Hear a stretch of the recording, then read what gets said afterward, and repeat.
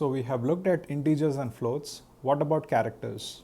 Now, if you remember, characters are nothing but any digit, alphabet, or a special character enclosed within a pair of single quotes.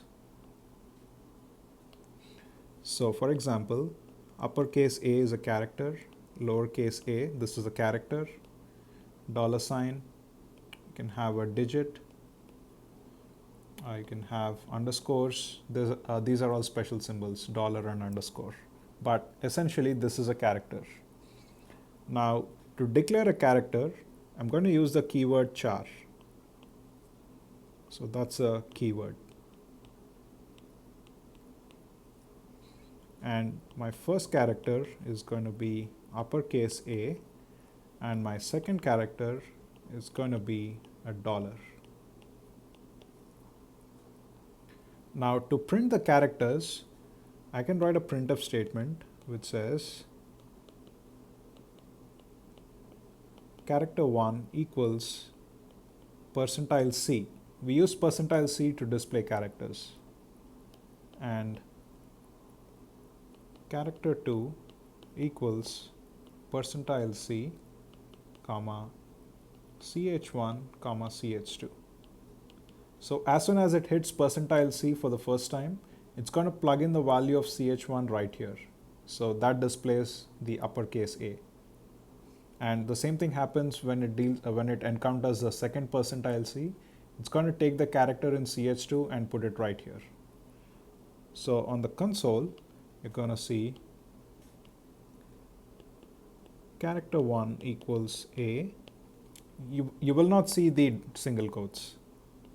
And character 2 equals dollar.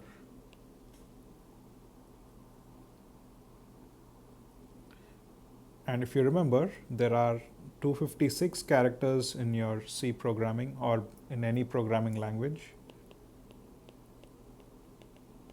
And characters occupy 1 byte of memory. So integer occupies 4 bytes of memory, floating points occupy 4 bytes of memory, but a character only occupies 1 byte of memory. Now let's take a different variation of this problem.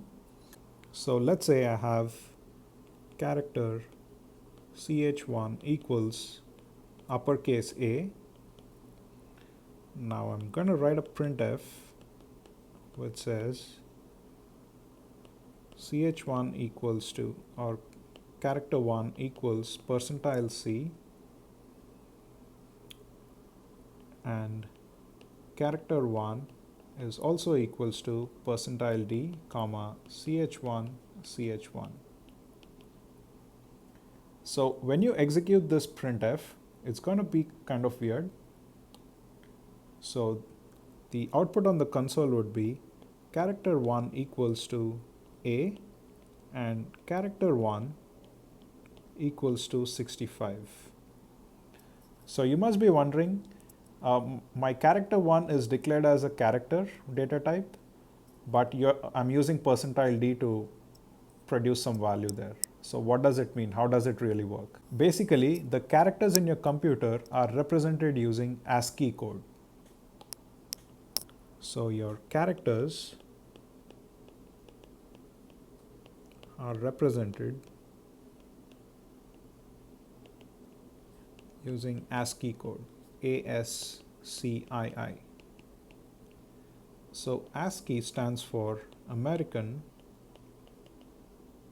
Standard Code for Information Interchange. So every character in your computer is assigned an ASCII code. For example, the ASCII code for A is 65, the decimal value 65, B is 66, and so on. The ASCII value for lowercase a is 97, lowercase b is 98, and so on. Let me show you the ASCII table as well.